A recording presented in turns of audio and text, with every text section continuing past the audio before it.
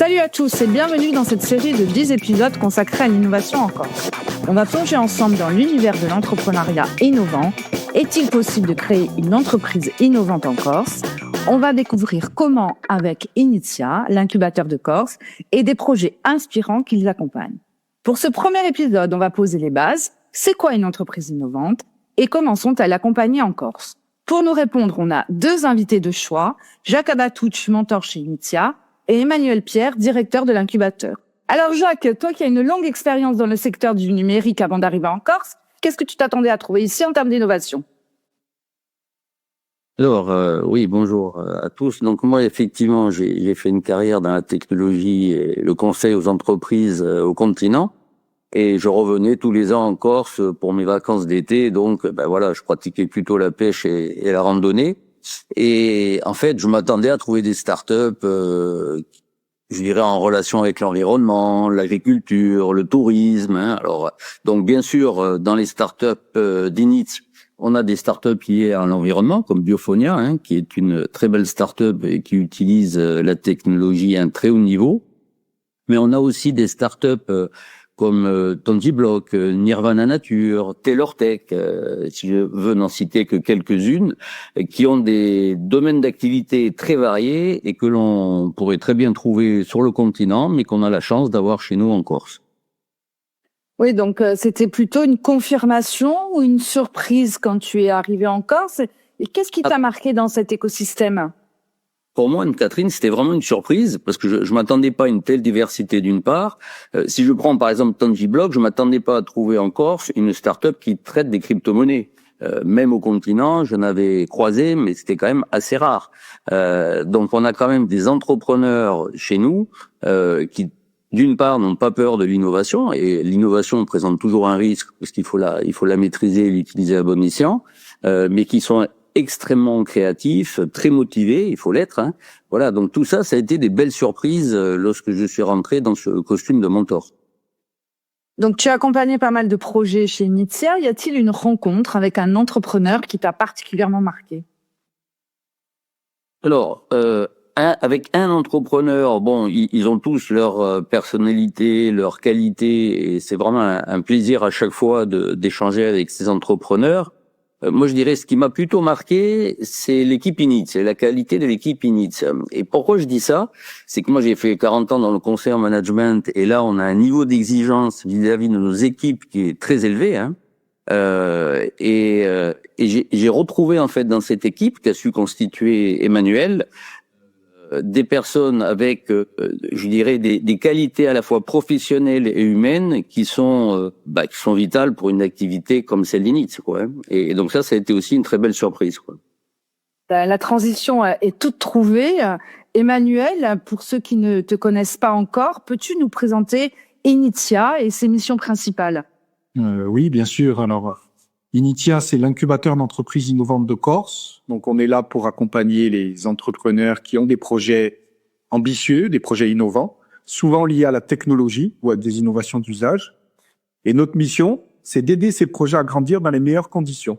Concrètement, on va leur apporter du conseil, un réseau, des expertises, bref, un cadre structurant pour passer de l'idée à une entreprise viable.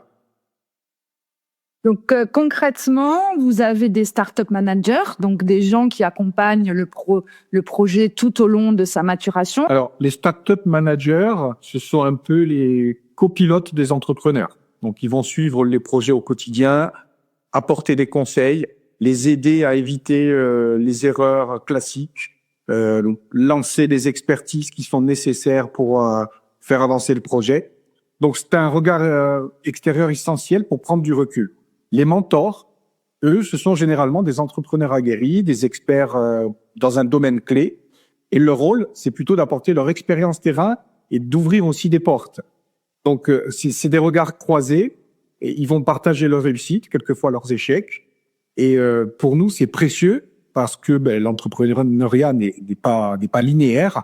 Et donc, cet apport d'expérience est très important. En gros, les startup managers et les mentors vont former, alors là pour l'instant on n'a qu'un seul mentor, vont former un duo gagnant pour les entrepreneurs afin qu'ils soient pas isolés ou seuls face à leurs défis. Je sais pas ce qu'en pense Jacques.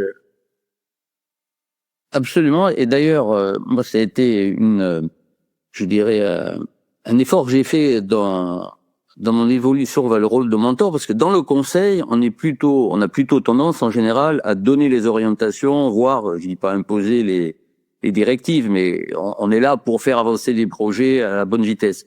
Mentor, il faut être plus dans l'écoute, dans le rebond. Il faut pas imposer. Il faut, si possible, que les solutions viennent des entrepreneurs et de leur équipe.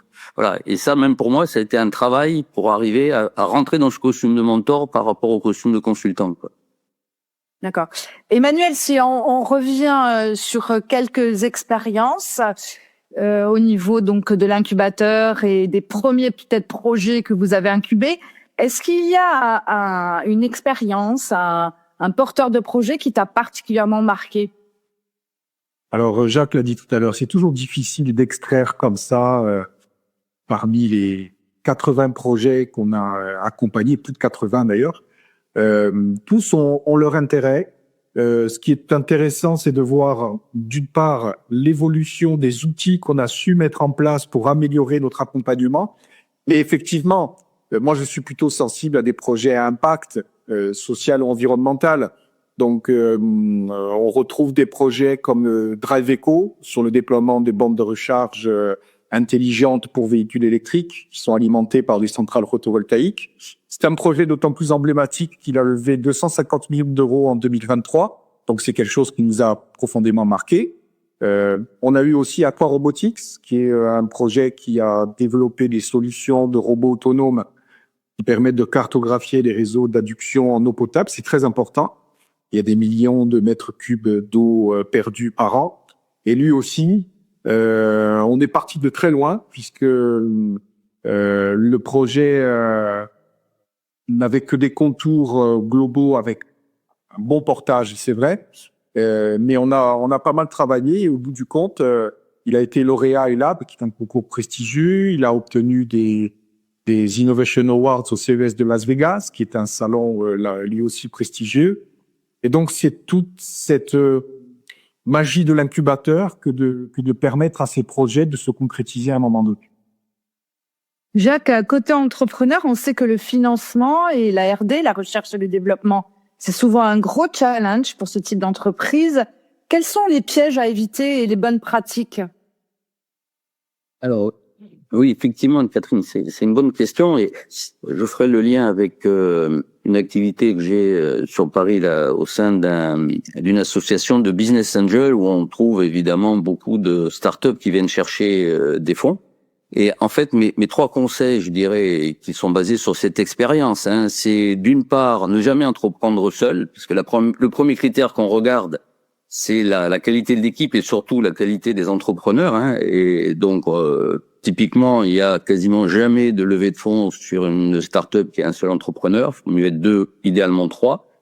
Le deuxième critère que l'on regarde, c'est le marché. Bon, et Sainitia aide les startups justement à se positionner dans leur marché, notamment en menant des études. Et le troisième critère qui n'arrive en fait qu'en troisième, c'est la solution, leurs produits, services qu'ils vendent. Alors pourquoi ça n'arrive qu'en troisième? C'est parce qu'en fait, on se rend compte que dans la vie de la start-up, cette offre, elle va évoluer, ce qu'on appelle faire pivoter son offre, et elle va évoluer pour justement tenir compte du marché. Et c'est d'ailleurs une des qualités que l'on regarde chez les entrepreneurs, c'est leur capacité d'écoute et leur capacité justement à faire évoluer leur solution. S'il n'y avait qu'un seul conseil que tu donnerais à un jeune entrepreneur qui se lance dans l'innovation, ce serait lequel? Oula, alors là, c'est pas facile, un seul conseil. Je dirais qu'il faut qu'il s'accroche. Parce que, alors là aussi, ça, c'est pas forcément un message, je dirais, très positif que je vais donner, mais on se rend compte que sur une dizaine de startups, on a 2000 dossiers par an, dans l'association de Business Angel où je suis à Paris. On investit à peu près dans une vingtaine de startups par an, vous voyez, 2020. Donc c'est vraiment très très dur, et donc je pense que la pugnacité et la résilience sont vraiment les deux qualités principales pour un entrepreneur, quoi. Voilà, je suis tout à fait d'accord avec ce que vient de dire Jacques, hein. C'est essentiel, hein. L'équipe projet, le portage du projet est essentiel. Il est effectivement plus important à la base que le projet lui-même, que la solution elle-même qui est appelée à évoluer. Et donc, pour nous, c'est un regard qu'on porte en priorité. C'est la capacité, la ténacité, la motivation des porteurs de projets avant tout. Ensuite, on a eu des projets qui semblaient impossibles à concrétiser et qui ont aujourd'hui levé des fonds qui exportent leurs produits.